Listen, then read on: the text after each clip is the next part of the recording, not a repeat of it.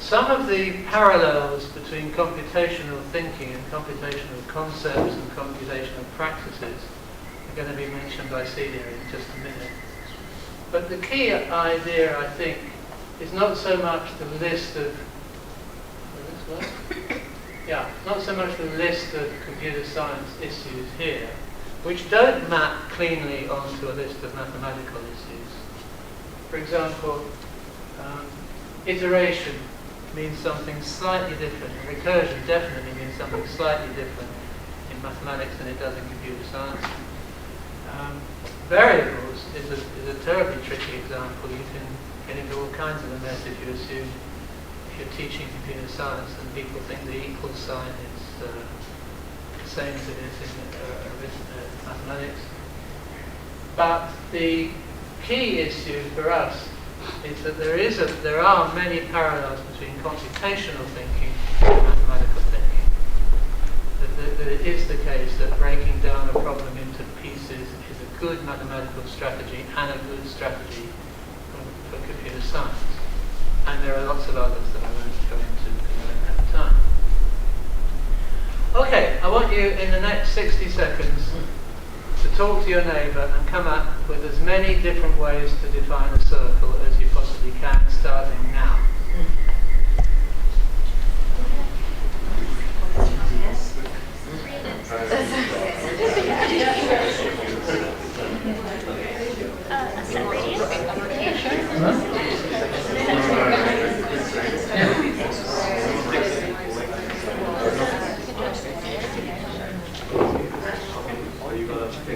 Seconds left.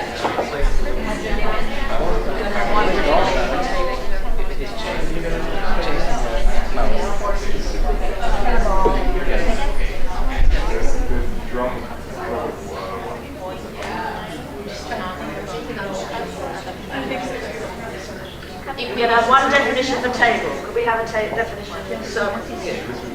Anybody? Could you speak loudly so we'll be clear? Okay, that's R². Do we have a definition here?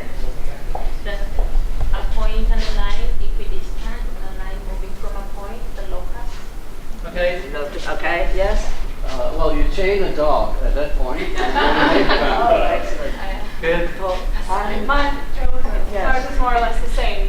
You identify a point and then the set of points that are equidistant from that. Yeah. Okay, and the back? Yeah, we distance and the dog. Yeah, we discussed that. The logo definition. Sorry? Use the book. I wouldn't call that a definition, but I know what you mean. Did anybody use the go forward a little bit? The logo circle, turn a bit, 360. Okay, let me show you a scratch version of a circle.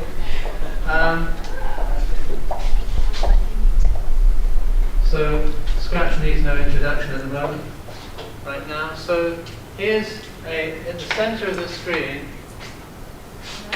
is a father or mother turtle sprite object, and here's the interesting thing: you point this thing at the center. You see it's not moving. In a random direction, point in direction, it says pick random 0 to 360. I can't be bothered to move the screen. So it's talking to this object here. Point yourself in a random direction and go forward slowly until you've done 100. Repeat 100, move one step. And then when you get to the edge, where there's no further movement needed, you stamp yourself and kill the clone. Delete the code. Why am I telling you this? Because each of the definitions that you've given, and the one that Seymour Papert introduced to us, go forward a little bit and turn right a little bit, and that will turn out to be a circle. Each of those definitions connects with a different piece of mathematics. So that go forward a little bit and turn right a little bit puts you in connection with differential geometry, with the idea of curvature, implicitly perhaps, unless you do something about it. But there are areas of mathematics. I always think of mathematics mathematics is just a series of blobs. And what mathematical research is about connecting up hitherto unconnected blobs. So here we have a completely novel definition of a circle. And the point is that unless you have the technology to think about making a clone of an object and moving until the object gets somewhere and then stamping a picture of it, that's technology, not mathematics.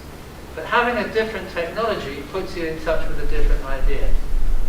Nobody who didn't have that technology would naturally make a connection between randomness, picking something at random from 360 integers, and making a circle. And this one could run and run. You know, you give me a different technology, and I'll try and make a circle of it. And that piece of knowledge about circles will connect in different ways with the original idea. Marvin Minsky once said, if you only understand something one way, you don't understand it. And I think this is a lovely example of just enriching the ways that we define, in this case, an object like a circle, to connect with different kinds of objects. Now what do I do? Yeah, I know. Get back to the PowerPoint, but how? Okay. The other point I want to make is beautifully made by Andy DeSesso from Berkeley, who says programming turns analysis into experience in a way that algebra and even calculus can't touch.